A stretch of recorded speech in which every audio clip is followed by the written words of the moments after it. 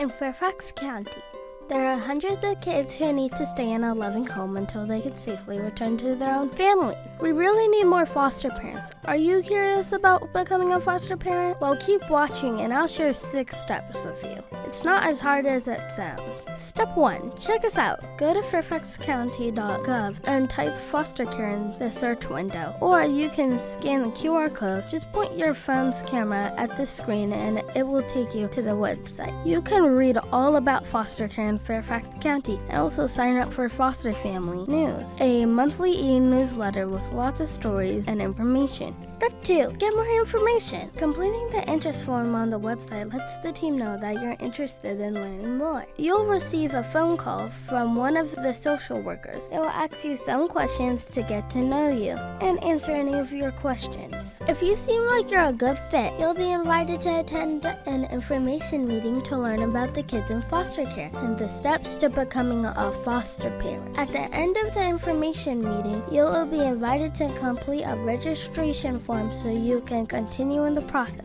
You'll probably still have questions, and that is okay. A member of your foster care and adoption team will call you to answer all those questions. Step 3. A social worker will visit your home. They want to meet you to get to know you better, so they will schedule a time to come over and visit. They want to see if your home meets the physical environment requirements. Things like a room for a kid to sleep in, a smoke detector that works, and a few other things. Talking together is really important. Do you and your family have the same goals as the foster care and adoption team? Step 4. Attend Pride training. We all need to learn new things, even adults. This training is both in person and online. You will also have some homework to do.